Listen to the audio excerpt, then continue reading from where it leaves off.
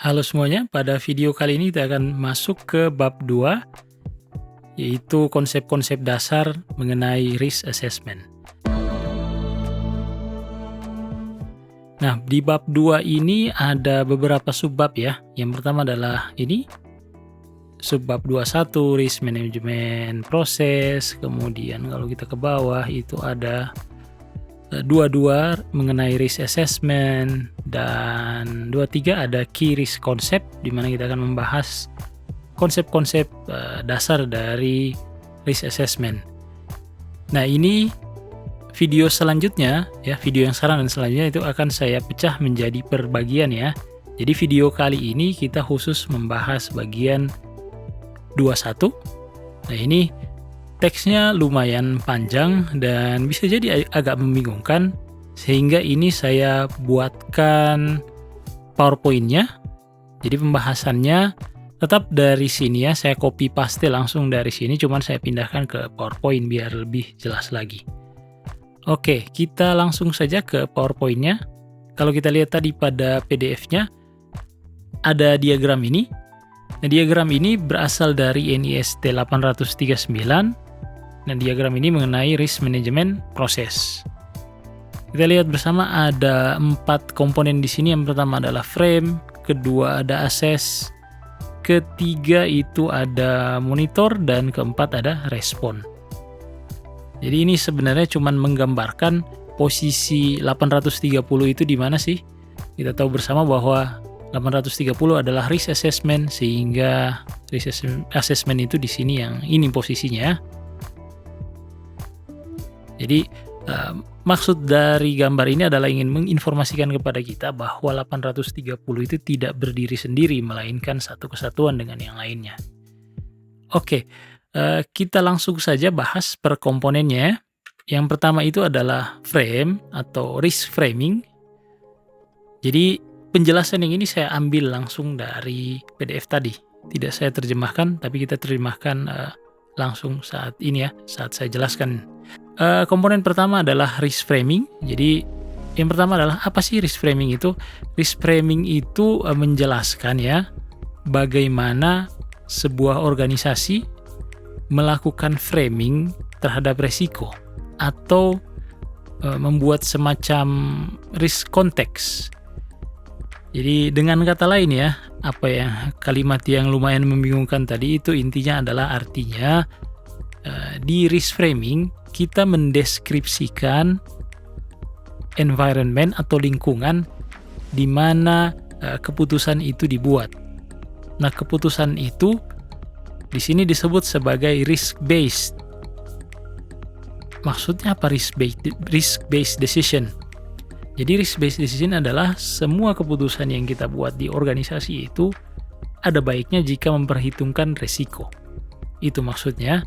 Jadi keputusannya berbasis resiko. Dengan memperhitungkan resiko seperti ini, maka kita memutuskan seperti ini. Kira-kira seperti itu maksudnya. Framing ini boleh dibilang analoginya seperti ini. Kita misalnya punya sebuah misalnya sebuah pemandangan gitu ya.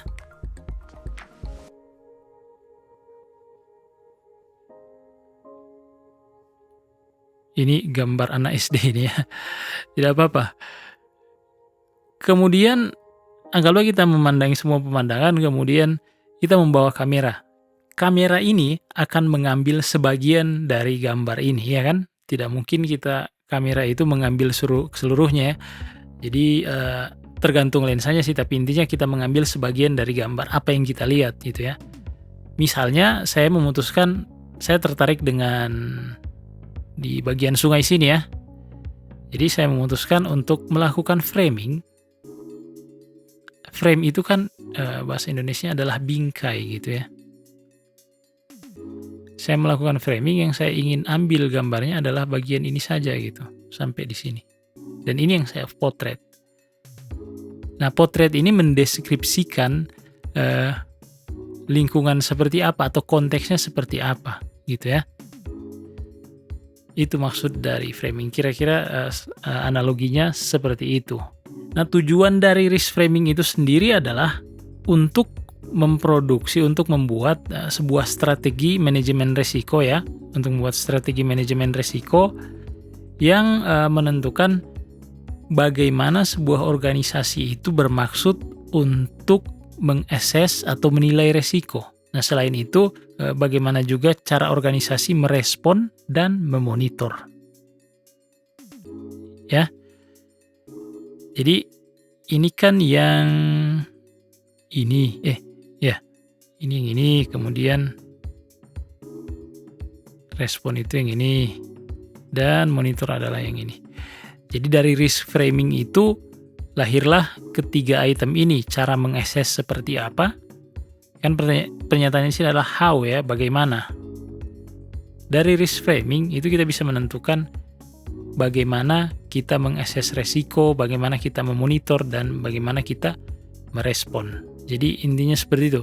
Nah, kita tahu bagaimana cara mengakses, memonitor, dan merespon itu, cara yang tepat seperti apa, ya kita tahunya kalau kita sudah mendeskripsikan lingkungan kita itu seperti apa. Makanya di sini dibilang ada environment ya. Kita sudah ambil gambar organisasi kita potret organisasi kita, gambarnya seperti apa. Dari situ kita bisa deskripsikan, oh sebaiknya kita cara mengaksesnya adalah seperti ini, cara merespon terhadap risiko seperti ini, cara memonitornya seperti ini. Karena tiap organisasi itu beda-beda. Gitu ya, itulah sebabnya disebut dengan risk framing. Oke, kita lanjut ke komponen berikutnya. Nah, di sini mengenai risk assessment ya. Nanti akan dibahas lebih lanjut di mata kuliah ini. Intinya sih ini bagaimana cara kita melakukan asesmen risiko. Oh, ini masih belum berubah ini. Slide-nya salah ya. Tujuan risk framing. Ya, ini slide-nya salah. Jadi tujuannya sudah ya. Tujuannya adalah bagaimana risk assessment itu, bagaimana cara organisasi itu melakukan assessment. Di dalam konteks di dalam konteks risk frame. Apa yang sudah kita deskripsikan, itu yang menjadi dasar bagaimana cara kita meng-assess. Oke, kita lanjut ya. Ini yang sebenarnya ya.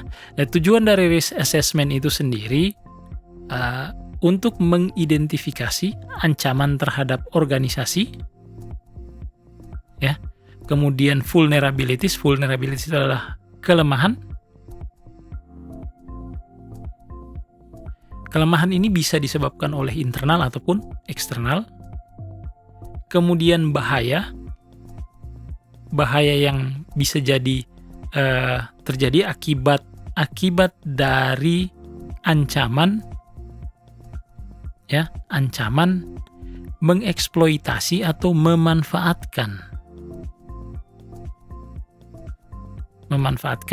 kelemahan tadi yang di atas ini.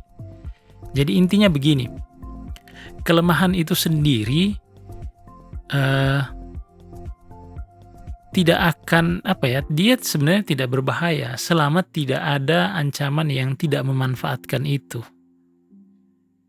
Itu ibaratnya begini, rumah kita itu jendelanya rusak, maka barang-barangnya tidak akan hilang di dalamnya selama tidak ada pencuri yang masuk di dalam dengan memanfaatkan jendela yang rusak tadi. Jadi ada kelemahan dan ada yang memanfaatkan kelemahan tersebut ya. Tapi di sini kita tidak boleh berpikir bahwa yang memanfaatkan itu hanyalah manusia saja, tapi dalam hal lain bisa jadi kasusnya seperti ini. Kelemahannya misalnya kita tidak punya cadangan backup genset, maka ketika mati lampu, ada faktor dari luar mati lampu, PLN-nya mematikan lampu, maka listrik kita akan mati. Karena kelemahan kita tidak punya genset. Gitu ya. Selanjutnya adalah risk assessment itu bertujuan untuk mengidentifikasi juga kemungkinan bahwa bahaya itu akan terjadi seperti apa. Sehingga hasil dari risk assessment itu adalah hasil akhirnya, the end result, hasil akhirnya adalah penentuan resiko. Nah, resiko ini biasanya dalam bentuk degree of harm atau derajat dari bahaya ya, dan kemungkinan seberapa mungkin bahaya itu terjadi.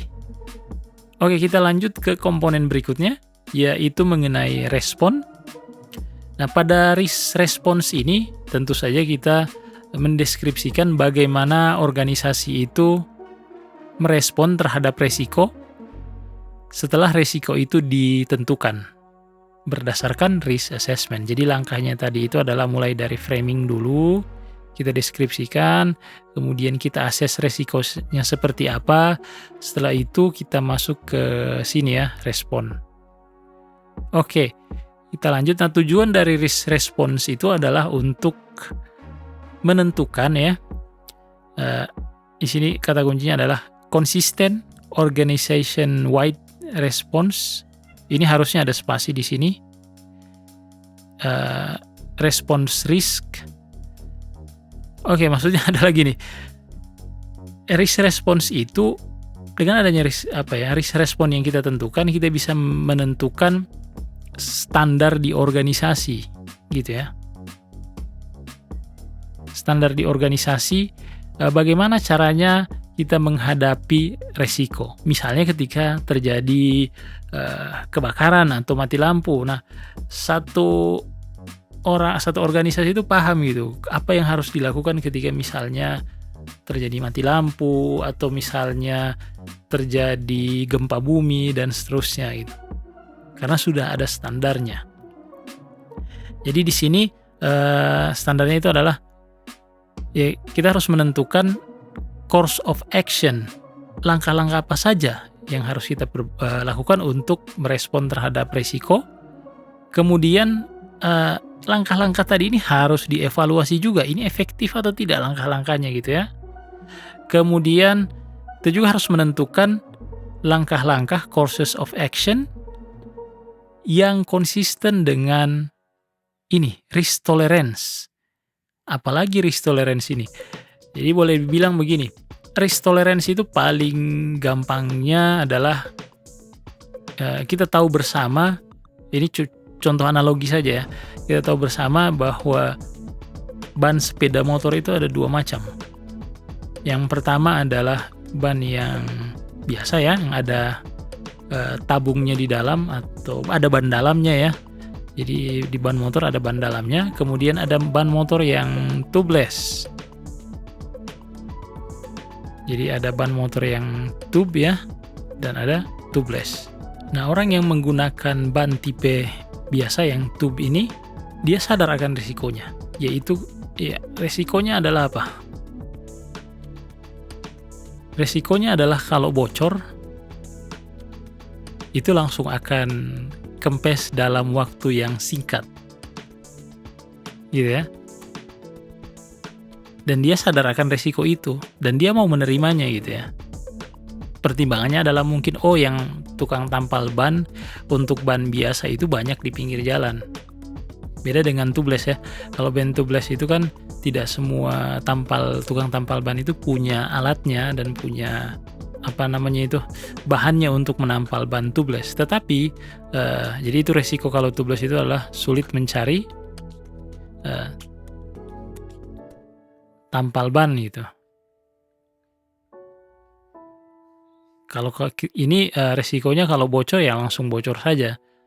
Tapi kalau tubeless ketika dia bocor masih ada waktu untuk mencari tukang tampal ban. Tapi keuntungannya yang tube ini adalah yaitu tadi tukang tampal ban bisa dicari dengan mudah gitu ya. Kalau yang ini keuntungannya adalah masih ada waktu untuk mencari tukang tampal ban kalau misalnya bannya bocor, karena bocornya tidak seketika. Oke, orang yang menggunakan ban tube atau tubeless itu masing-masing sudah paham resikonya dan dia mau menerima resiko sesuai dengan keinginan dia. Kalau orang yang menggunakan ban tubeless tentu saja dia mau menerima resiko bahwa resikonya adalah sulit mencari tukang tampal bannya dan dia mentoleransi resiko itu. Gitu ya, itu yang dimaksud dengan risk tolerance. Ya tergantung kita nyamannya mau mengambil resiko yang mana, intinya seperti itu. Kemudian yang langkah terakhir adalah respon terhadap resiko tadi itu harus diimplementasikan, ya, diimplementasikan. Oke, lanjut kita ke langkah yang bagian yang terakhir, yaitu bagian monitor. Nah, tujuan dari risk monitoring ini adalah mendeskripsikan bagaimana organisasi memonitor resiko, ya, seiring berjalannya waktu. Karena resiko itu bisa jadi berubah-ubah sesuai jalannya waktu. Contohnya ketika resiko banjir. Resiko banjir itu akan meningkat ketika kita berada di musim hujan. Sedangkan kalau musim kemarau, ya, ini akan meningkat. Kalau musim kemarau, resiko banjir itu otomatis akan turun. Nah, tujuan dari risk monitoring itu tadi yaitu selain memonitor tingkat risiko tadi, dia juga memonitor respon kita itu apakah masih efektif atau tidak. Dan di sini katakan bahwa dia harus konsisten dengan risk frame, dengan apa yang sudah didapatkan, informasi yang didapatkan pada risk framing tadi. Kemudian risk monitoring juga harus dilakukan untuk mengidentifikasi risk impacting change to bla bla bla. Intinya ini tadi kata kuncinya change di sini, ya. Dan seperti yang contoh saya sampaikan sebelumnya, di musim hujan itu cenderung resiko banjir lebih tinggi. Kalau di musim kemarau resiko banjir lebih rendah. Itu maksud dari perubahan ini, ya. Jadi harus sering memonitor perubahan yang terjadi di lingkungan, ya, terkait sistem informasi kita dan lingkungan-lingkungan lainnya lah, yang bisa faktor-faktor lingkungan lain yang berpengaruh terhadap operasi dari jalannya sistem kita gitu, ya. Oke, selanjutnya adalah risk monitoring itu digunakan untuk memverifikasi, untuk memastikan bahwa respon terhadap risiko ini yang sudah direncanakan itu benar-benar diimplementasikan, ya. Dan standar keamanan informasi, security requirement, yang berasal dari peraturan federal, peraturan pemerintah, ya, peraturan lainnya, kemudian kebijakan atau standar-standar lainnya itu dipenuhi, gitu, ya. Jadi intinya dia harus memastikan bahwa respon terhadap resiko yang sudah direncanakan itu betul-betul diimplementasikan, dan seluruh standar keamanan informasi itu benar-benar dipenuhi, gitu, ya. Nah, ada satu catatan dari PDF yang 839 di halaman 8. Di sini disampaikan bahwa bidirectional nature of the arrows. Jadi panahnya ini kalau kita perhatikan ada dua arah. Itu menandakan bahwa informasi dan komunikasi mengalir langsung dari satu bagian ke bagian lainnya. Dan eksekusi dari setiap komponen itu, ya, urutan eksekusinya itu bisa jadi fleksibel dan dia bersifat dinamis. Contohnya gimana? Contohnya seperti ini. Ini ada sebuah catatan dari 839 halaman 9, ya. Di sini dicontohkan bahwa misalnya ada satu new legislation, ada satu peraturan baru, ya, yang meminta organisasi tersebut mengimplementasikan risk respon tambahan saat itu juga, gitu, ya. Sebagai contoh misalnya gini, untuk mengatasi banjir sebenarnya kita sudah mencoba mengatasinya dengan menggunakan kanal, gitu, ya, tanggul, ya. Kemudian datang peraturan baru bahwa kita harus segera menambahkan bendungan lagi untuk mengatasi banjir, untuk mencegah banjir, gitu. Nah, ini informasinya bisa langsung mungkin tidak perlu risk assessment lagi atau monitor, ya, tapi langsung dari risk framing, langsung masuk risk framing dulu, ya. Kemudian dari framing langsung loncat ke respon. Gitu, ini langkah kedua. Responnya apa? Dengan membangun bendungan tadi. Kira-kira seperti itu contohnya. Jadi dia fleksibel, ya. Padahal kan urutan seharusnya adalah dari risk framing dulu, kemudian ke assess. Tapi karena situasi itu meminta untuk kita merespon segera, maka yang dilakukan adalah dari risk framing langsung ke respon. Oke, saya pikir sampai di sini saja dulu video kali ini. Sampai jumpa pada video berikutnya.